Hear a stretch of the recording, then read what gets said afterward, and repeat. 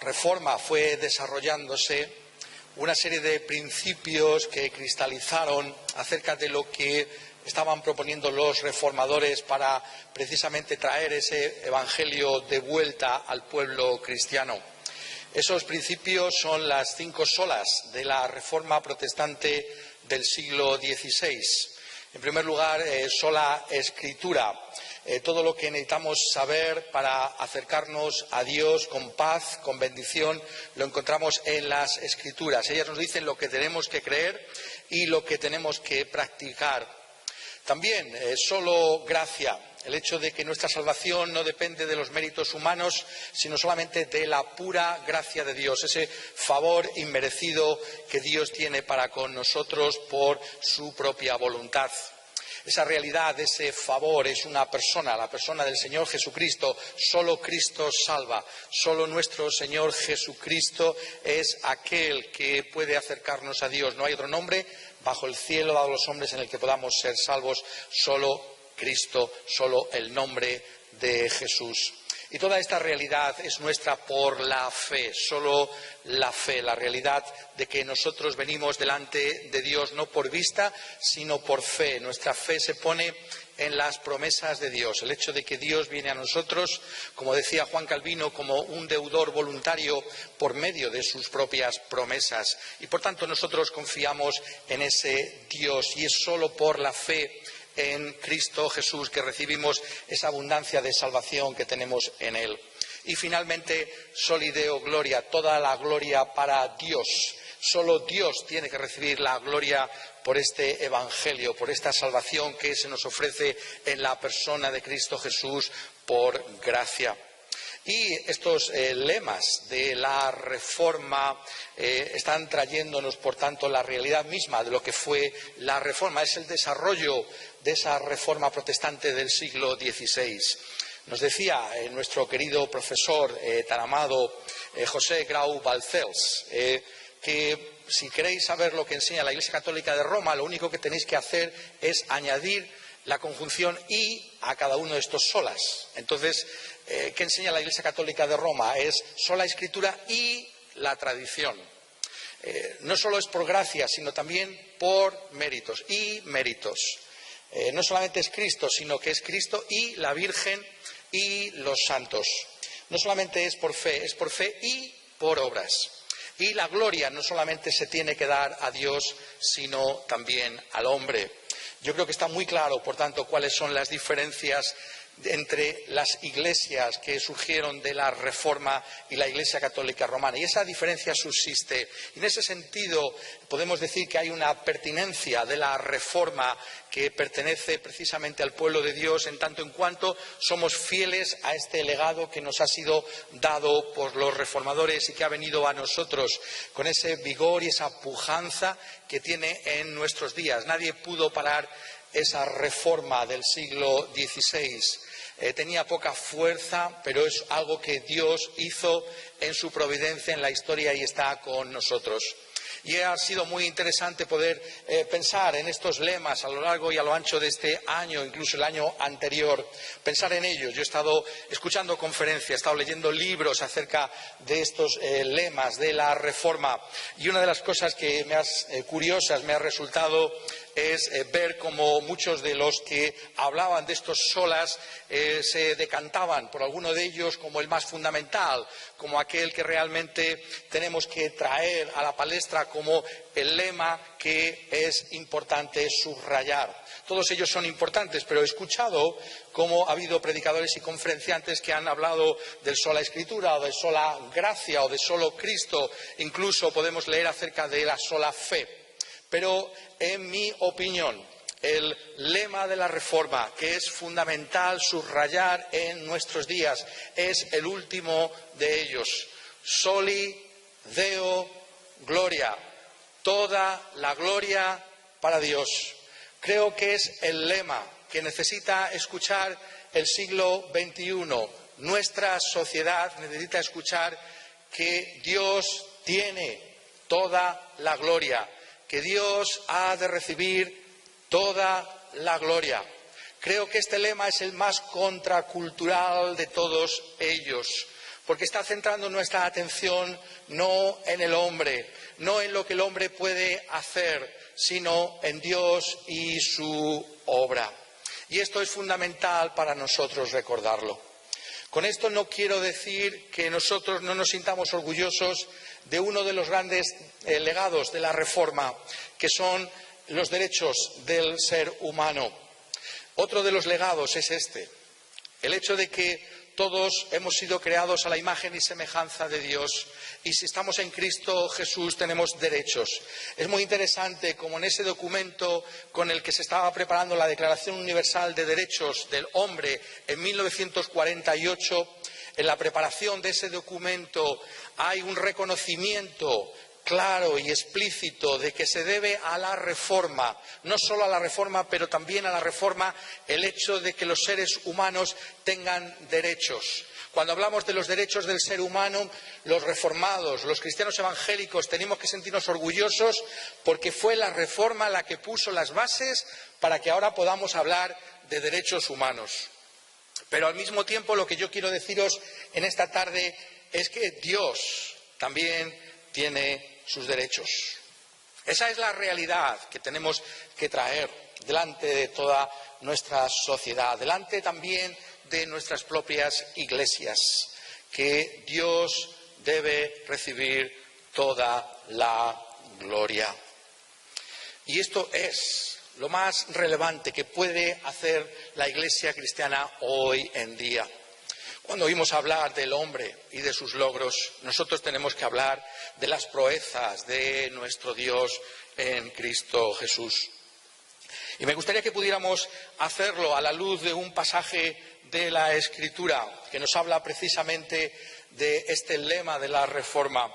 Y es en la Epístola a los Romanos, en el capítulo 11 y desde el versículo 33, donde el apóstol Pablo nos dice: «Oh profundidad de las riquezas de la sabiduría y de la ciencia de Dios, cuán insondables son sus juicios e inescrutables sus caminos. Porque ¿quién entendió la mente del Señor? ¿O quién fue su consejero? ¿O quién dio a él primero para que le fuese recompensado? Porque de él y por él y para él son todas las cosas. A él sea la gloria por los siglos. Amén».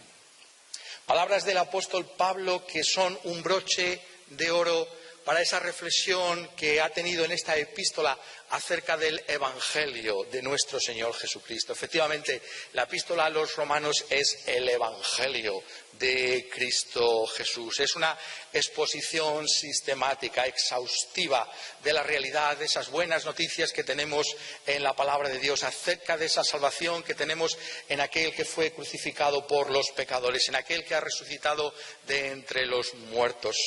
Y cuando Pablo contempla esa realidad de esa obra, y cuando Pablo contempla cómo esa obra ha sido proyectada en la historia, desde los tiempos del Antiguo Testamento hasta su propia época, no puede sino prorrumpir en esta doxología, en esta ascripción de gloria a Dios por la realidad de ese Evangelio. Y esta es realmente la cuestión fundamental para el apóstol Pablo. El hecho de que el Evangelio tiene que ver con Dios mismo. Es así como ha comenzado esa misma epístola. La epístola es una epístola teológica, si lo puedo expresar así. Es una epístola que está centrada completamente en el ser de Dios. Pablo está dominado por Dios mismo, por lo que significa el carácter de Dios. Cuando escribe en Romanos capítulo 1, versículo 1, Pablo, siervo de Jesucristo, llamado a ser apóstol, apartado para el Evangelio de Dios. El Evangelio es de Dios. El Evangelio viene de parte de Dios. No son buenas noticias que el hombre ha fabricado, que el hombre ha traído a otros hombres, sino que es Dios mismo, el único Dios eterno, el único Dios que existe, el que nos ha traído esas buenas noticias de salvación que están en su Hijo amado. Este también es el Evangelio de su Hijo. Pero no solamente el apóstol nos está hablando aquí de la procedencia del Evangelio, no solamente está hablando de que el Evangelio tiene su origen en la eternidad, en ese plan divino de glorificar a Cristo Jesús en la salvación de su Iglesia, o no. Lo que significa también esta expresión es que en el Evangelio se exhibe la gloria misma del carácter de Dios. Lo que hace que este Evangelio sea tan glorioso es, en primer lugar, que en él podemos ver como en un escaparate quién es el Dios que hay, el único Dios que existe. Eso es lo que nos dice el apóstol Pablo aquí en esta epístola. Esto es lo que nos dice toda la Escritura, que realmente el Evangelio nos está atrayendo el mismo ser de Dios. Escribe en esos versículos que fueron fundamentales para la conversión de Martín Lutero, versículos 16 y 17, porque no me avergüenzo del Evangelio, porque es poder de Dios para salvación a todo aquel que cree, al judío primeramente y también al griego, porque en el Evangelio la justicia de Dios se revela por fe y para fe. Como está escrito, más el justo por la fe vivirá. Notad cómo él habla de los atributos de Dios. ¿Qué es el Evangelio? Es el poder de Dios. Es Dios en acción. El hombre es débil, el hombre es incapaz de hacer nada, pero Dios es un Dios de gran poder. Y el poder de Dios se despliega por encima de cualquier otra realidad en el mismo Evangelio, en ese camino de salvación que encontramos en Cristo Jesús. Y el hombre está desposeído de toda justicia. El hombre no puede acercarse a Dios por sí mismo. El hombre es incapaz de hacer algo que pueda reconciliarle con Dios. Pero el Evangelio es la exhibición de la justicia de Dios, de la armonía del carácter de Dios. Un Dios que puede salvar a los pecadores de acuerdo a su propia justicia, porque Él es el justo y el que justifica a todo aquel que está en la persona del Señor Jesucristo. Por tanto, la realidad misma del Evangelio nos está hablando de Dios. Y, por tanto, recordar la relevancia de la Reforma hoy significa darnos cuenta de que Dios ocupa el lugar central en todas las cosas. Que lo esencial de todo es que podamos poner nuestra mirada en Dios mismo, que nos demos cuenta de que todo gira alrededor de Dios mismo, que este Evangelio, por encima de cualquier otra consideración, está en este mundo para que este mundo pueda conocer esa gloria del carácter divino. Y eso es lo que nos está trayendo este pasaje de las Escrituras igualmente. Notad los términos que usa aquí cuando dice en el versículo 33 del capítulo 11, «Oh profundidad de las riquezas, de la sabiduría y de la ciencia de Dios. Cuán insondables son sus juicios e inescrutables sus caminos». Está aquí refiriéndose al hecho de que este Dios que nos trae la Escritura es, en primer lugar, un Dios sorprendente. Este Dios es un Dios que sorprende, es un Dios que asombra. Esta es la realidad del ser divino. Cuando Pablo contempla todo lo que es este Evangelio, todo lo que significa el plan de Dios para las naciones, él no puede más que decir quién es como este Dios. Este es el Dios que nos sorprende completamente. Yo he sido una persona, viene a decirnos el apóstol Pablo, que ha conocido estas realidades de Dios, pero cuando he terminado de escribir este pasaje no puedo más que llenarme de admiración frente al ser divino. Cuando contemplo este Evangelio, cuando contemplo ese plan de Dios para las naciones, de obrar en un pueblo, el pueblo de Israel, y después de salvar a los gentiles, y finalmente cuando judíos y gentiles vendrán a ese conocimiento de la verdad que es en Cristo Jesús. Este es el Dios que sorprende. Y este es justamente el gran énfasis que nosotros tenemos que traer en nuestros días, la realidad de que este es un Dios asombroso, que nuestro Dios es un Dios que viene a nosotros y nos deja boquiabiertos. Y esto es justamente lo que significa también la Reforma. Es importante que podamos verlo en términos de aquella persona que estamos recordando que fue usada por Dios hace justamente 500 años, Martín Lutero. Muchas veces hablamos de la realidad de este último de los sola, soli Deo gloria, e inmediatamente pensamos en Juan Calvino. Pero tenemos que darnos cuenta que es igualmente cierto de Martín Lutero, el primero de los reformadores. Y hay una frase de Martín Lutero que captura perfectamente lo que está diciendo este pasaje del apóstol Pablo y que para mí es la esencia misma de lo que aquí se nos está trayendo, la esencia misma de la Reforma. Si somos capaces de entender lo que Lutero estaba diciendo por medio de esa frase acerca de este Dios sorprendente, entonces vamos a entender lo que fue realmente la Reforma. La Reforma tiene que ver con Dios mismo. Y Lutero tiene una frase que es esta: dejad que Dios sea Dios. Dejad que Dios sea Dios. ¿Cuál es la controversia de Martín Lutero con la iglesia de su época? Tiene que ver con el mismo ser divino. Tiene que ver con la realidad de quién es Dios. ¿Qué es lo que estaba haciendo la iglesia medieval? Estaba entorpeciendo a Dios, estaba impidiendo la manifestación del carácter de Dios. Es una forma de hablar. Evidentemente nada puede entorpecer los planes divinos, pero es una manera en la que Martín Lutero nos está mostrando cuál es el problema que tenía la religión medieval, cuál es en realidad el problema que tiene todo tipo de religión que no hunda sus raíces de una manera profunda en las Escrituras, en la palabra de Dios. Y Martín Lutero, por medio de esa frase, dejad que Dios sea Dios, está realmente introduciéndonos en lo que es el núcleo mismo de su entendimiento de toda la realidad que está trayendo la Escritura, empezando por el carácter de Dios mismo. ¿Qué es dejar que Dios sea Dios? En primer lugar, dejar que Dios sea Dios significa, en este contexto, que nosotros aceptamos que lo que Dios dice con respecto a nuestro pecado es cierto. Es decir, Dios viene a nosotros y nos dice, estamos totalmente perdidos, no podemos hacer nada para salvarnos. Dejar que Dios sea Dios es decir sí y amén a Dios, a ese diagnóstico que Dios trae de tu estado espiritual delante de Él. Es reconocer que lo que Dios dice acerca de tu vida es correcto, que todos hemos hecho lo malo, que ninguno de nosotros puede acercarse a Dios por sí mismo. ¿Qué es lo que estaba diciendo la Iglesia medieval? La Iglesia medieval estaba diciendo que el ser humano no era tal y como lo describía la Escritura, que hay algún recurso todavía en el hombre para volverse a Dios.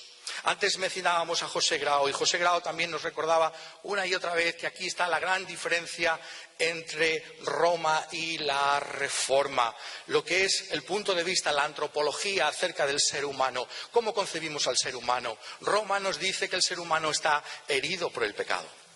Pero una persona herida todavía puede hacer algo por sí misma, todavía puede de alguna manera buscar algún recurso, quizás puede gritar y pedir socorro.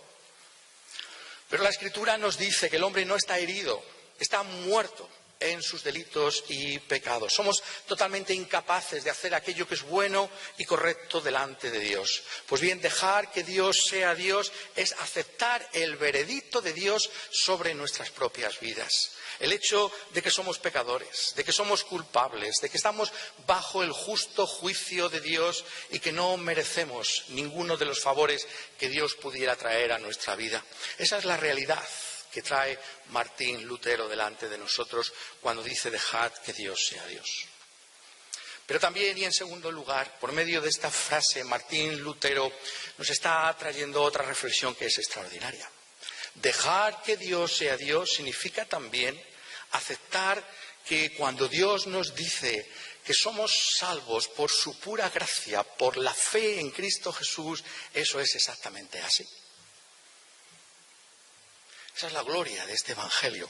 Al igual que acepto el veredicto de Dios sobre mi vida, que estoy perdido, acepto también que en la persona de Cristo Jesús, por pura gracia, por la fe en el Señor Jesucristo, yo puedo recibir el perdón de todos mis pecados y la vida eterna.